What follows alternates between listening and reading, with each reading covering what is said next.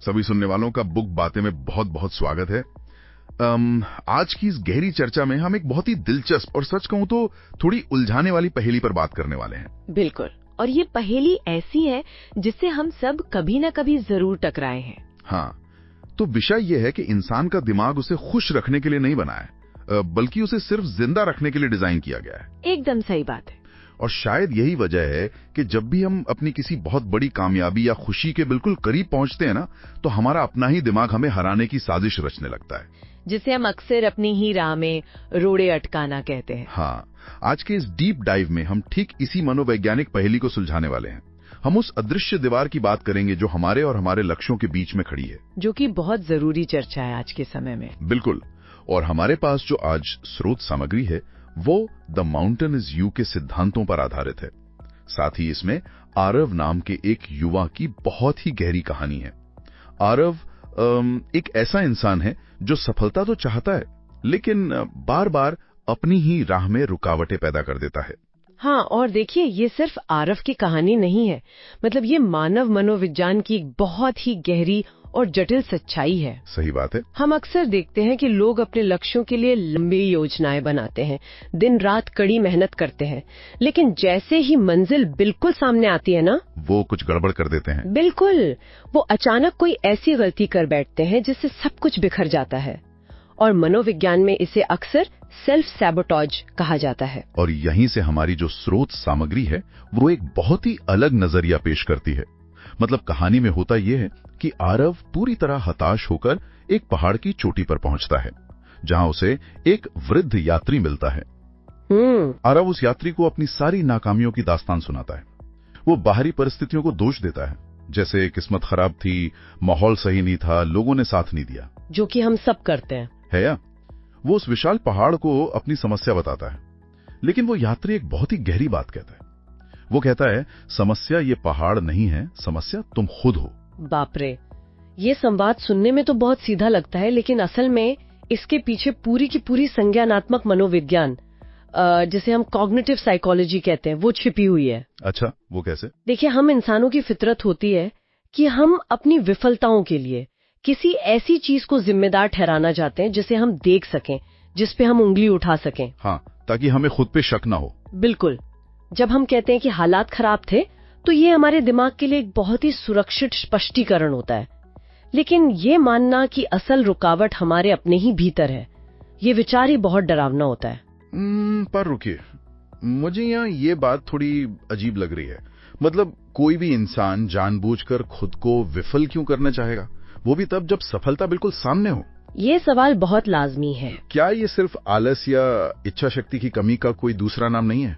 मतलब हम इसे सेल्फ सैबोटेज जैसी भारी भरकम शब्दावली देकर क्या सिर्फ अपनी कमजोरियों को सही ठहराने की कोशिश तो नहीं कर रहे हैं? मैं समझती हूँ आप क्या कह रहे हैं।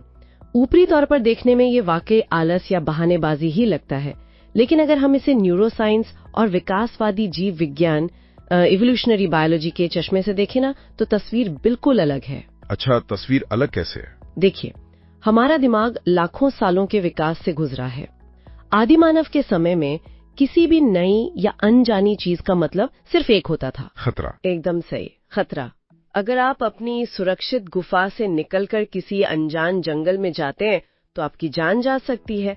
इसलिए हमारे दिमाग के एक हिस्से ने, जिसे एमिगडाला कहते हैं, उसने ये सीख लिया कि जो परिचित है वही सुरक्षित है। अरे वाह, यानी जो चीज जानी पहचानी है, चाहे वो कितनी भी बुरी क्यों ना हो, हमारा दिमाग उसी को तरजीह देता है। बिल्कुल। अब देखिए, आज हम जंगलों में तो नहीं रहते, लेकिन हमारे दिमाग का वो अलार्म सिस्टम आज भी बिल्कुल वैसा ही काम करता है।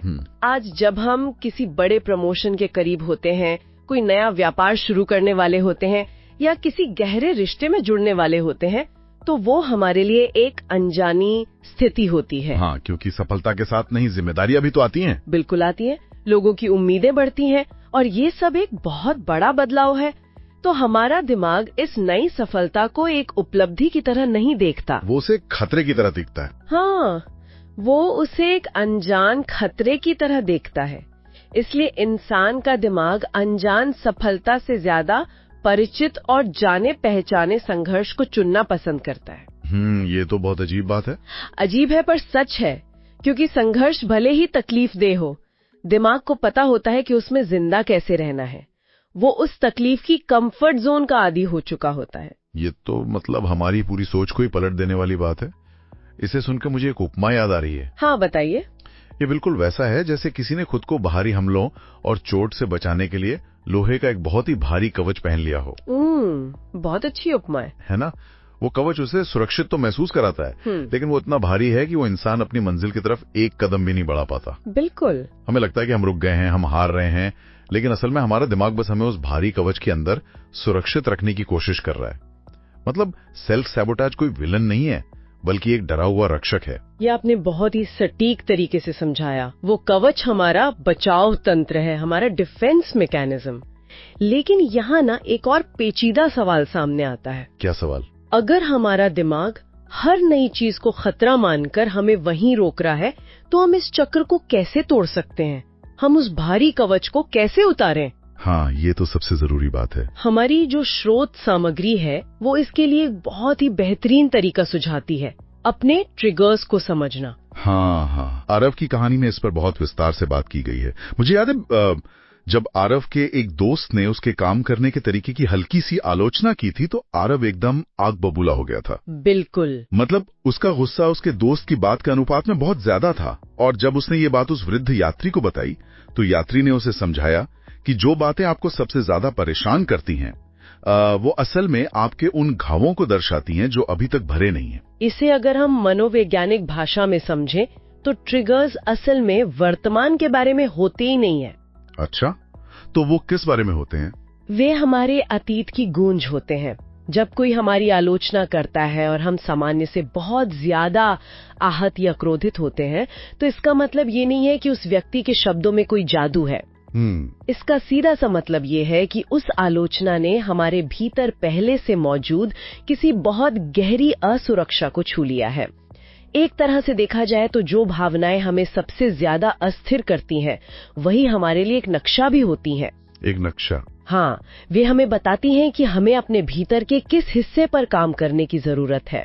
ये एक बहुत ही महत्वपूर्ण बात है। मतलब एक इंसाइट है। यानी हमारे ट्रिगर्स हमारी कमजोरियां नहीं हैं, बल्कि एक तरह के मार्गदर्शक हैं जो हमें रास्ता दिखा रहे हैं। बिल्कुल सही। लेकिन यहाँ एक बहुत बड़ी समस्या आती है। देखिए, अपनी पुरानी आदतों और अपनी इस डरी हुई पहचान को ऐसे ही छोड़ देना इतना आसान तो नहीं है। आसान तो बिल्कुल नहीं है। हम इस बैगेज की इतने आदी हो चुके होते हैं कि इसके बिना हम खुद को अधूरा महसूस करते हैं। अगर मैं इसे एक नए तरीके से देखूं, तो ये ऐसा है जैसे हम एक बहुत ही पुराने और धीमे ऑपरेटिंग सिस्टम पर चल रहे हों। हमें पता है कि ये सिस्टम हमें धीमा कर रहा है, ये नए ऐप्स को सपोर्ट नहीं करता, लेकिन फिर भी हम नया सिस्टम इंस्टॉल करने से डरते हैं। क्योंकि हमें लगता है हमारा डेटा उड़ जाएगा। हमें लगता है कि हमारा सारा पुराना डेटा, यानी हमारी जो पुरानी पहचान है, वो डिलीट हो जाएगी। ऑपरेटिंग सिस्टम का ये उदाहरण एकदम सटीक बैठता है।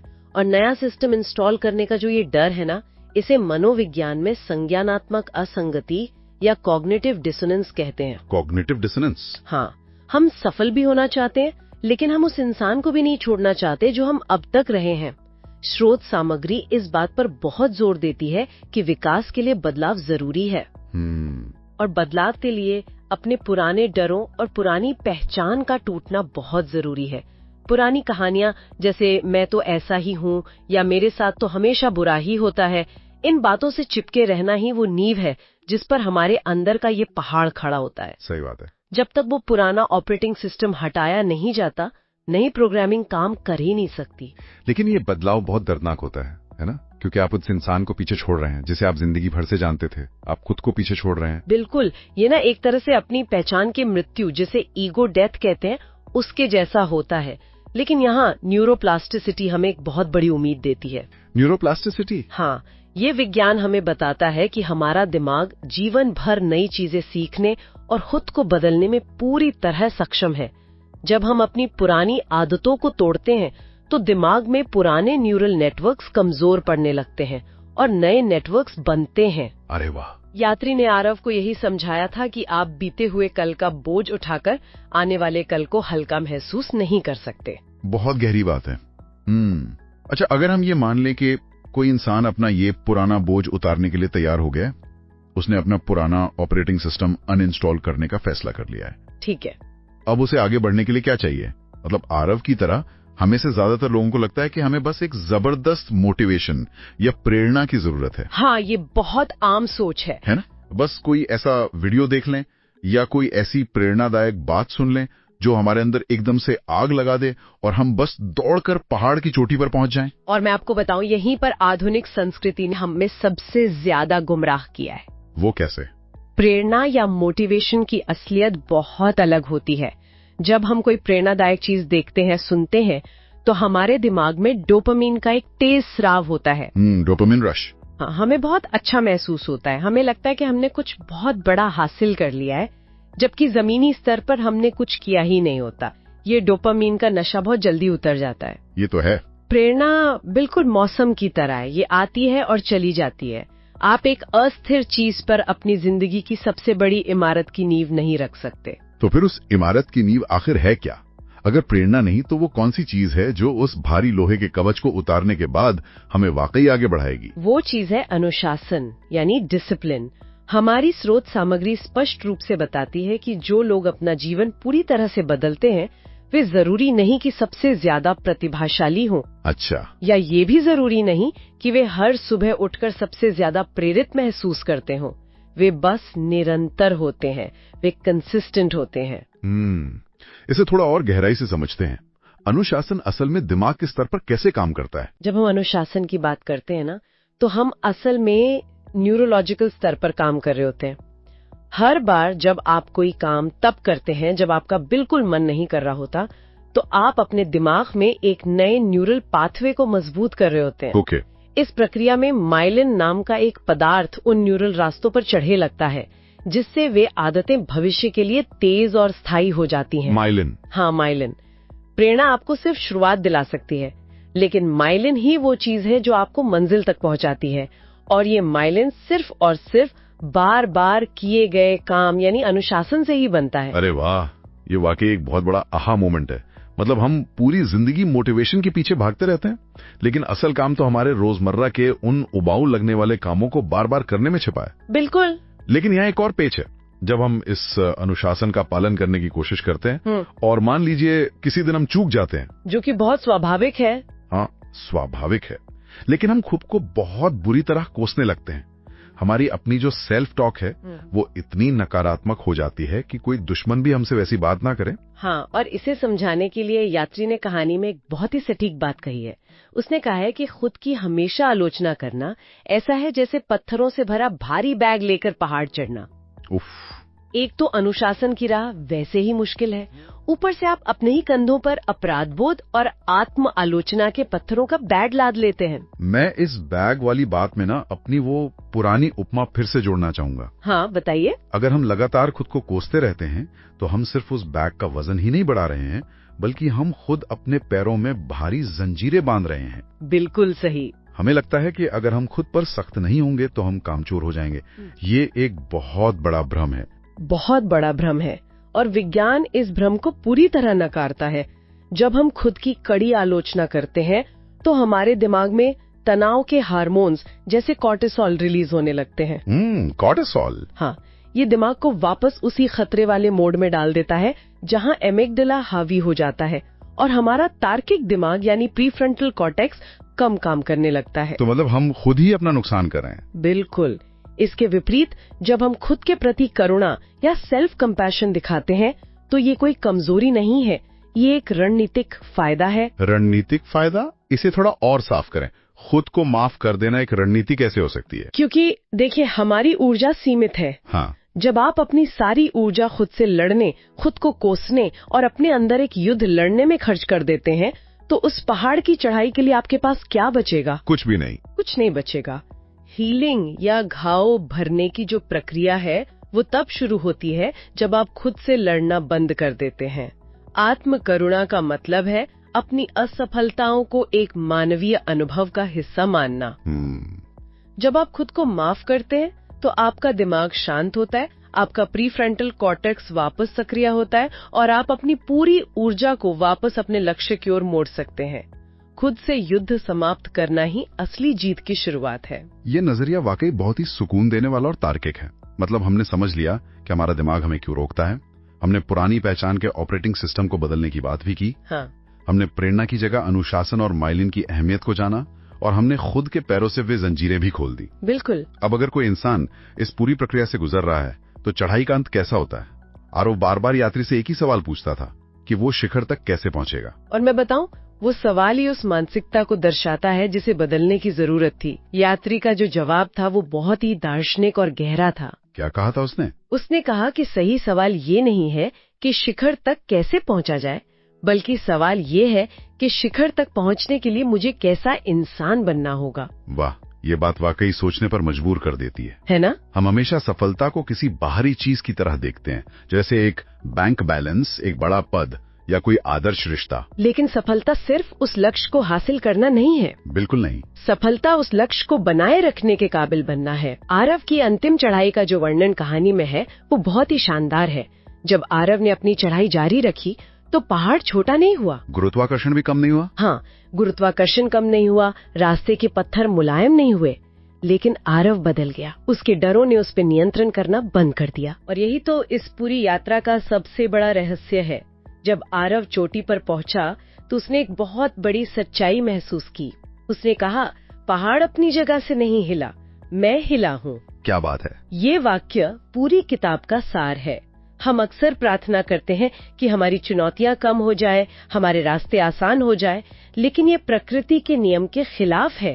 तो असल में हमें एक आसान रास्ते की नहीं बल्कि एक मजबूत पर्वतारोही बनने की कामना करनी चाहिए। जो पहाड़ आज हमारे सामने खड़ा है वो शायद हमें डराने या रोकने के लिए नहीं है। तो किस लिए है? वो एक तरह का ट्रेनिंग ग्राउंड है। बिल्कुल।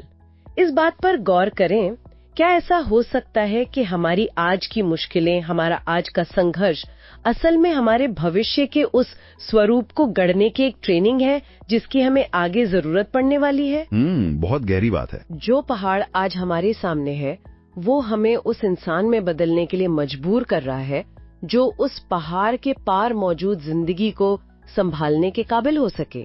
अगर पहाड़ को हटा दिया जाए तो हम कभी वो क्षमता विकसित ही नहीं कर पाएंगे। ये नजरिया जीवन की हर चुनौती को देखने का ढंग पूरी तरह से बदल देता है। बिल्कुल बदल देता है। अगर हम इस पूरी गहरी चर्चा को समेटें तो एक बात बिल्कुल साफ हो जाती है कि हम सभी की जिंदगी में अपने अपने पहाड़ हैं। वे बाहर से अलग अलग दिख सकते हैं। हाँ, किसी का पहाड़ उसका करियर हो सकता है, किसी का कोई उलझा हुआ रिश्ता हो सकता है, किसी का स्वास्थ्य या मानसिक शांति। सही बात है। लेकिन गहराई में जाकर देखें तो असलियत में वह पहाड़ बाहरी दुनिया में नहीं है, वे हमारे अपने ही भीतर हैं। हमारा अपना डर, हमारा वो पुराना ऑपरेटिंग सिस्टम, हमारे अनसुलझे घाव और हमारा आत्मसंदेह, यही वे असली पहाड़ हैं। और जो जिंदगी हम वाकई जीना चाहते हैं ना, वो सिर्फ एक कदम दूर है। वो कदम जो उस पुरानी पहचान को छोड़कर नई पहचान अपनाने की ओर बढ़ता है। वो नई जिंदगी बस हमारे उस नए स्वरूप के दूसरी तरफ हमारा इंतजार कर रही है। हमें बस उस भ्रम से बाहर आना है कि दुनिया हमें रोक रही है। एकदम सही। और अब इससे पहले कि हम इस डीप डाइव को खत्म करें, हम एक बहुत ही गहरे सवाल पर विचार करना चाहते हैं।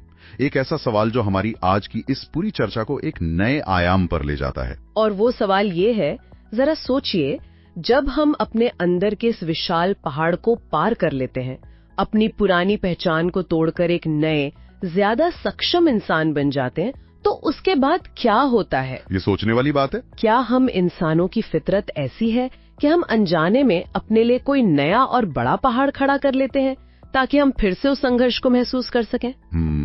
या फिर क्या इस एक आंतरिक पहाड़ को पार करने के बाद हमारे अंदर इतना ठहराव आ जाता है कि हम पहाड़ों का निर्माण करने के बजाय जीवन की खाइयों के बीच पुल यानी ब्रिजेस बनाना सीख जाते हैं? ये एक बेहद शक्तिशाली सवाल है।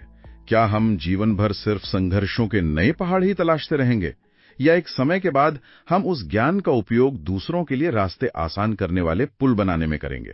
यही असली परीक्षा है। ये निश्चित रूप से कुछ ऐसा है जिस पर हर सुनने वाले को गहराई से विचार करना चाहिए, क्योंकि पहाड़ चढ़ना सिर्फ हमारे अपने विकास के बारे में नहीं है, बल्कि उसके बाद हम दुनिया को क्या देते हैं, असली मायने ये रखता है। बिल्कुल। और यही वो बिंदु आता है जहां व्यक्तिगत विकास सामूहिक उत्थान में बदल जाता है। एकदम सही बात है। खैर, आज के इस डीप डाइव के लिए बस इतना ही।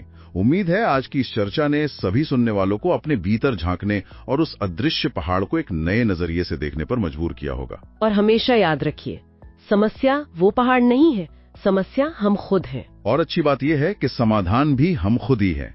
चढ़ाई जारी रखिए और खुद पर करुणा बनाए रखिए। बिल्कुल। बुक बातें के इस सफर में हमारे साथ जुड़ने के लिए आप सभी का बहुत बहुत धन्यवाद। कृपया इस चर्चा को लाइक करें, अपने विचार कमेंट करके हमें बताएं, इसे अपने दोस्तों और करीबियों के साथ शेयर करें और हमारे चैनल को सब्सक्राइब करना न भूलें। और ऐसे ही और भी बेहतरीन कंटेंट के लिए हमारे साथ बने रहें। हाँ, और सबसे नए अपडेट्स तुरंत पाने के लिए बेल आइकन यानी घंटी का निशान जरूर दबाएं। अगले डीप डाइव में फिर से एक ऐसे ही दिलचस्प विषय के साथ मिलेंगे। तब तक के लिए सुरक्षित रहें और विचार करते रहें।